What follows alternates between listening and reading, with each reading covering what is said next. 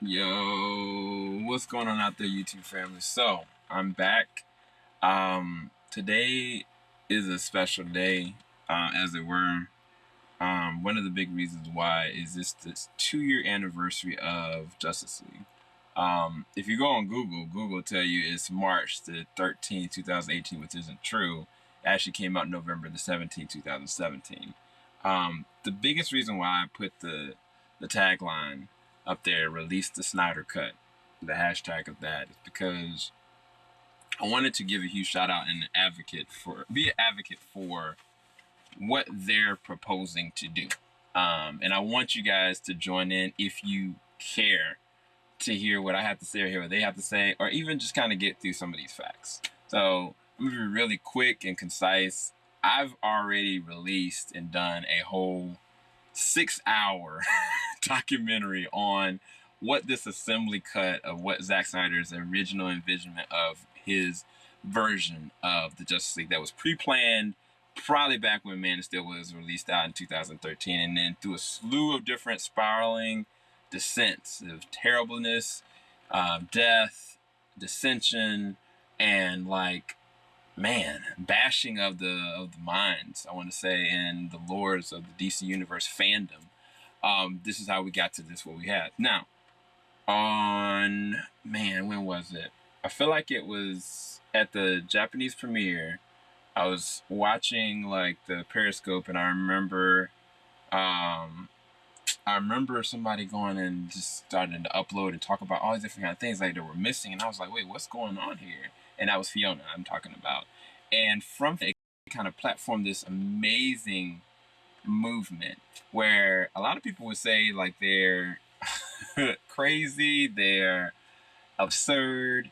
A lot of people don't even like Zack Snyder as was. Some people don't think he's a good filmmaker. Some people think he's just more of an artsy filmmaker that just knows how to do flashy animated action scenes. And so there was a lot of hate already there in the atmosphere. But the realization that Zack Snyder, while working on the Justice League, lost his daughter. His daughter committed suicide. And he still continued to work on the actual film. And he wanted to propose to try to get it out, and he just couldn't. There was just way too much going on, whether it was Warner Bros. Putting pressure on him, whether it was just too much emotionally, probably a combination of both.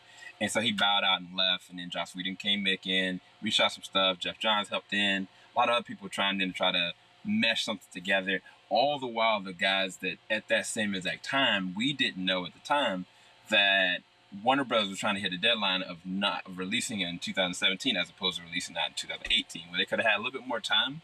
It was more so a bonus situation, a money-driven financial situation, more so than a fandom kind of thing. It's like, we need to get this out ASAP. One of the things I say critical about the first scene that I see with Superman, which I still don't understand why that scene was even there, is the cell phone scene where you got my man's grill looking terrible.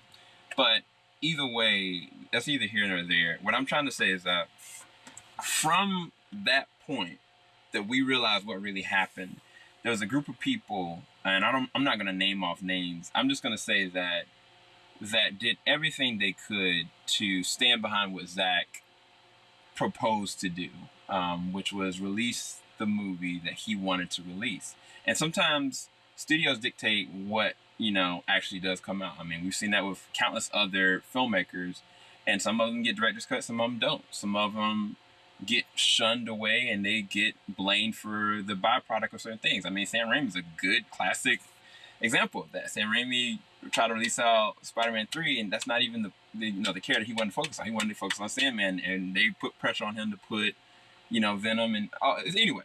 All I'm saying is that from this release to Snyder Cut, we found that there is actual evidence of an actual assembly cut, original cuts, like tons of them. And there's a refined one that I believe your boy Kevin Smith found out, him and your boy, I forgot his name, they found out that there was actually an assembly cut that was actually done and shown and screened. Some VFX here and there weren't done, but then there's supposedly some stuff that was done. And from the fandom standpoint, people wanted to see that artistic expression shown and at least displayed. And personally, I'm in the same boat. Regardless if it's better or not, like, I think that we can be able to move forward if we can just see what this actually is. And from that, I think there's been a lot of also pivotal good things. Some things have been rough, some rocky stuff. Like I've seen some dissension here and there, and some hate pushed out on both sides, whether it be the Marvel side, whether it be the DC side, and it's been some rough times, to be quite honest with you. But what has been positive from it is the suicide prevention movement, and the amount of donations, the amount of love, and the amount of outpouring. It's been phenomenal, like for real, to the point that like Zack Snyder himself like would commend, you know what I'm saying, and then he did like the thing earlier. It was last year or earlier this year, with his own kind of con, where he went through his actual director's cuts and he kind of laid down some foundational things of what really did happen here or there. But not enough people left a lot of open-ended questions. Ultimately found out that yes, there is something that's done, and at the end of the day, it's still up to Warner Bros. To actually release it. And so the fandom knows this, you know what I'm saying? But that still doesn't stop them from having as much devotion and love and outpouring, still pushing to the suicide prevention, still pushing into Zack Snyder, still encouraging him, his wife, his family, still being advocates for it. But the biggest thing that I would say that I would implore you to even at least consider the fact that the principal photographer, what's my man's name? Clay, he even put this morning, release the Snyder Cut. He has no reason to do this. He knows that there are things that are missing. Jason Momoa, huge advocate and huge lover of Zack Snyder. He owes Zack Snyder for a big part of his push into what Aquaman and the casting of being Aquaman. Ray Fisher, no name, came out of nowhere. He was an amazing cyborg, and he got pushed on to so many other broader things. Gal Gadot, in her own way, has also shown her love. Of course, Ezra Miller. Ben Affleck has never talked bad about him.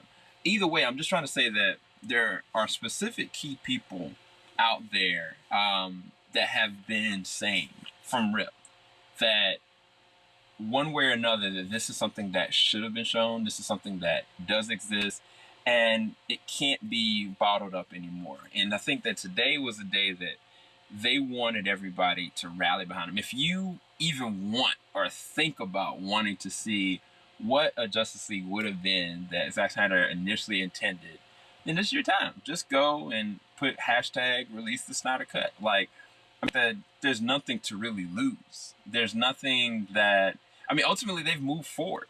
You know what I'm saying? Like, the Joker has hit $1 billion. Aquaman's hit $1 billion. They've already gotten the pipeline for 2021, Suicide Squad, The Batman, and I forgot what the other film is coming out in 2021. But then you got next year, we got Wonder Woman, Birds of Prey. And it's just, I mean, it's, no matter what, they're moving forward, right? So it wouldn't tarnish anything, especially now we got like the realm of this situation with the Joker that exists within its own world. The Batman, which exists within its own world. There's not any connective tissue to this DCU universe. Now this just kind of wherever the cards may lie. So I say to that, well, why not? Like, I can say Warner Brothers and anybody, people know, you know what I'm saying? There's certain things I just can't say. Because now we are definitely, you know, reviewing certain things for Warner Brothers, doing certain things as far as like press and media. And I've really had to be very quiet and very precise in the way I say this. But in all sincerity, from the bottom of my heart, there is money to be made. There are hearts to be filled up with a lot of joy.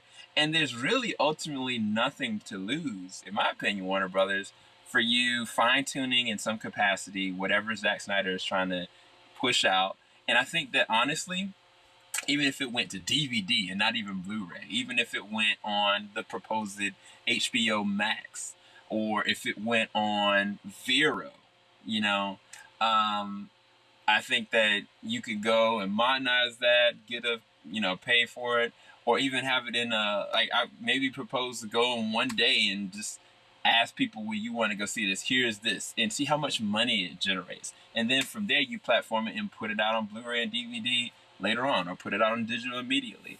Either way, I think that there is money on the table. I think that this would allow fans to be able to feel like they are not only being heard, but they are being advocated for and not feeling like they're being shunned or feeling like they don't matter or that their perspective doesn't matter. And even deeper than that, I think that you can move forward. Like, seriously, like if you go on Twitter and you go to anything under Warner Brothers, like you will see the hashtag release the Snyder Cut. For the past 2 years, that has been the case. And I'm not saying that to say, well, I know you guys are tired of seeing it. Maybe you are, I don't know. But I think that once you give the people what they are asking for, what they're yearning for, what they propose is true, even if you said today, right, there is no chance, there's never going to be, and there won't be a assembly cut or director's cut of Justice League from Zack Snyder. It'll be our own thing, and we do not know or cannot disclose when this is going to come out. Even if you just acknowledged, they would still be appreciative, because then it's an acknowledgement to what is going on. Even if it's false or fabricated, the acknowledgement would still lessen the blow than not saying anything at all. I completely stand by that. And as a person that's really kind of let a lot of this go, when I made my 6-hour documentary, and like I was neck deep into like the hurt and the pain and the concern and the feeling of like nobody's listening to me, or I feel like a zealot, you know, within my own fans group. I've let a lot of that go, and I'm just in a happier place. But that still doesn't change the reality that all of this is from factual place, and all of this is still an outpouring of people's hearts that are going out. Like, look, just look on Twitter, look on Instagram, look on Facebook, look on the news, look at the San Diego Comic-Con, look at the New York Comic-Con, billboards being made, planes in the sky with actual billboards. This is not stopped 2 years later, you know what I'm saying? And to be honest with you, I think it actually helps, because it shows you a demographic of people that will rally behind you as DC fans, as lovers of these characters. And if you just give them a chance, let them rise. Let it be released. Release the Snyder Cut. And that's all I really got. Shout out to all those people. I'm not going to name them all.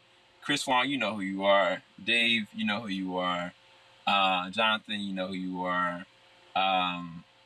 But yeah, I mean, there's some amazing people on Twitter, and they are not crazy. There's nothing wrong with them. There isn't anything they're doing malicious. They're just standing behind something that they believe. And to be quite honest with you, if we really want to be technical, I could do the same exact thing for Cloak and Dagger. I could do the same exact thing for David Ayer's Suicide Squad.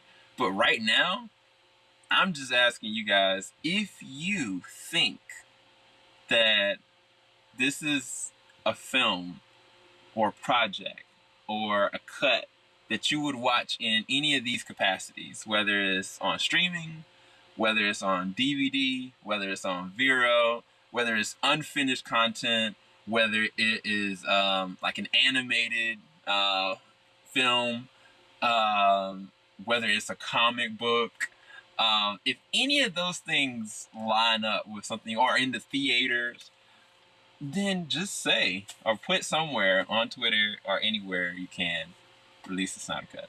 That's all I got. Keep it locked. JVS, we ain't gonna stop. And I can promise you, these group of people, they're definitely not gonna stop. All right, guys, have a blessed one. Talk to you guys later. Peace.